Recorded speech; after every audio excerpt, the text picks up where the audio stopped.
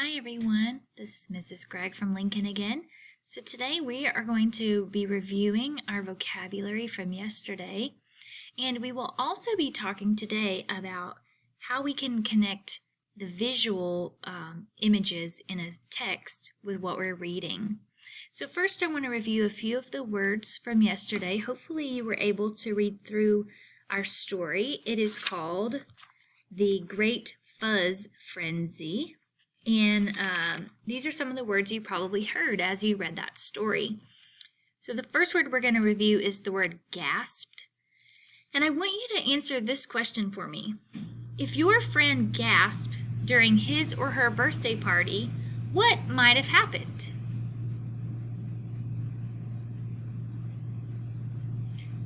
Okay, so if you remember, the word gasp is a sound that people make usually when they are surprised. So I think at a birthday party, what might have happened is maybe the dog jumped up and ate the cake. That would make the people there gasp. So I hope you came up with a good example also.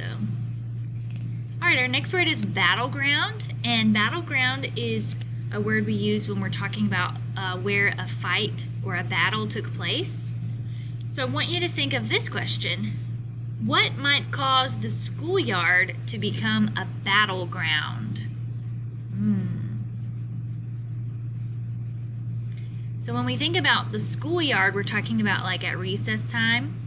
So something I thought of that might make it a battleground is if we were playing like a game of kickball and now it's become a battle between which team is going to be the winner. The next word is frenzy, and that word is in the title of our story for today. Here's my question.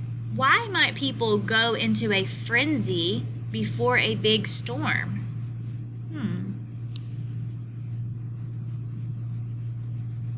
Yeah, I think if people are worried that the power might go out, they may be in a big hurry to buy things like bread and peanut butter and things you don't have to cook. And so they may be in a frenzy, which is like a bunch of people all at once trying to get into the grocery stores and buy things. And the last word we're going to talk about today is the word feud. And here's the question I want you to answer. What might cause you and a classmate to have a feud?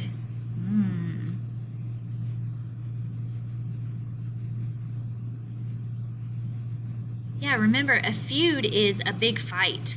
And so something I think of that classmates might fight or feud over could be if someone takes like a pair of scissors and they belong to someone else, there may be a feud over whose scissors they are and who they belong to.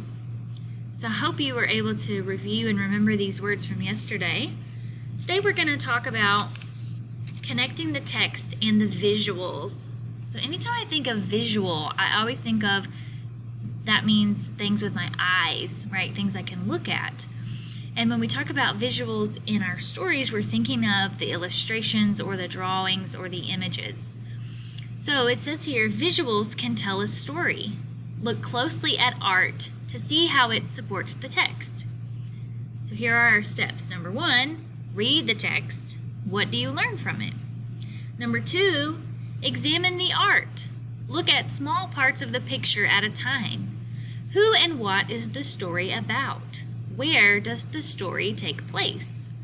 Sometimes when I read stories, I might get a mental image, and I might be imagining something different from what the author really means. And so it's important to look at the visuals in order to really understand what it is I'm supposed to be learning and reading from this text. And number 3, connect the text and the art. What can you add to the text by looking at the picture? What can you add to the picture by reading the text? So these are some things we're going to go back and look at specifically in our story from this week called The Great Fuzz Frenzy. So please have your My Book ready. We are going to turn over to page 151. So I'm going to give you just a second to get there and I'll get mine ready also. All right, so we are in our My Book on page 151. So remember when you read this story yesterday, it begins with a dog losing his tennis ball down into a hole. And when the ball goes down, the prairie dogs find it and they start becoming fascinated with the fuzz. They start pulling it off and wearing it, and they think the fuzz is just the coolest. And then there's one prairie dog who doesn't get any, and he comes while the rest of them are sleeping to take all of their fuzz. And he says, "I'm the Fuzz King." And right when he does that, a big eagle swoops down and catches him. And then he has to free himself from the fuzz in order to get away from the eagle to avoid being eaten. And so he comes down, he's safe, and he becomes kind of like the watchdog of this group of prairie dogs. And so on page 151, we're going to look really today at how we can connect the text with the visuals. So I'm going to read that page. It's on this side. And then let's talk about some things we can see and we notice on the page. So here we go. Down it went. Boink, boink. Run for your life. Thump, thump. Watch out below. Rumble, rumble. Help, help, help.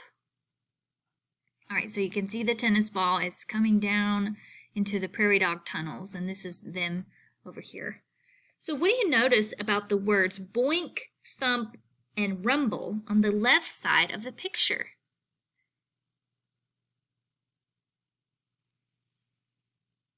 Yeah, I noticed that they are bigger than the other words. And I also noticed they are all in capital letters and have exclamation points at the end. So this really helps me visualize how the tennis ball is falling down in here. These are like the sounds that it's making as it comes down through the tunnels. So we've got boink, thump, rumble. All right, how are these words on the left different from the words on the right?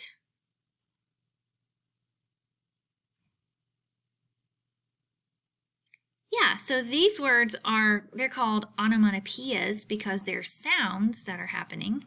And these are the words of the tennis ball, the sounds it's making. These on this side have quotation marks, and these are the things that the prairie dogs are saying in the story. So what do these words help you understand? The words of the prairie dog. They say, "Run for your life! Watch out below! Help, help, help!" What do these words help you understand?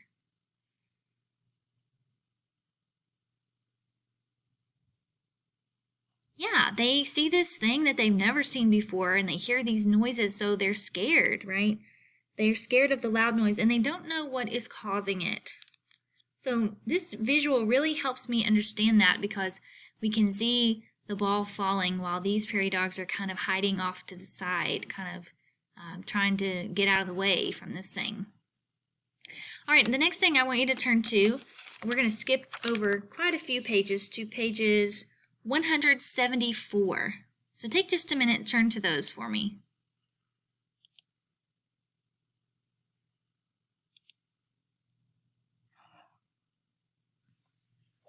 All right, so we're looking at page 174 and 175. So I'm going to read those pages with you, and then we'll talk about connecting the text to the visual that we see. What happened? Where's Big Bark? Look! There he was, high above their heads, dangling from the talons of an eagle. "No more Big Bark!" the crowd cheered. "Yay!" "Don't yay! He's one of us!" yelled Pip. "We have to save him. How would you like to be Eagle's lunch?" "No!" the crowd yelled. "Big Bark, wiggle free!" the prairie dogs shouted. "Shake loose! Hurry! We'll catch you!" Big Bark twisted and turned, wormed and squirmed. At last he was free of the fuzz. "Yay!" the crowd cheered. All right, so what happened to Big Bark? Yeah, he got caught by an eagle. An eagle grabbed him with its talons. Why did this happen? Let's look for details in the picture that help you answer.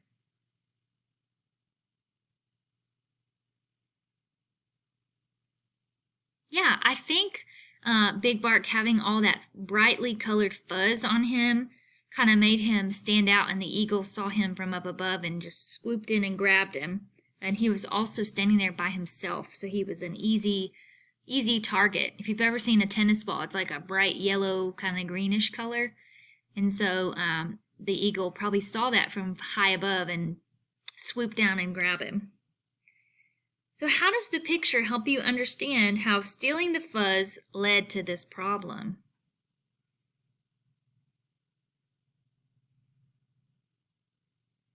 Yeah, I think the eagle grabbed Big Bark because he saw this fuzz. So if Big Bark hadn't have taken all of the fuzz, then he might have stayed out of danger. So I love how we can see his friends down here. They are hollering, they're waving, they're trying to get his attention to try to help their friend out. So I hope that you can see how we can connect the text to the visuals. And I hope you enjoyed reading this story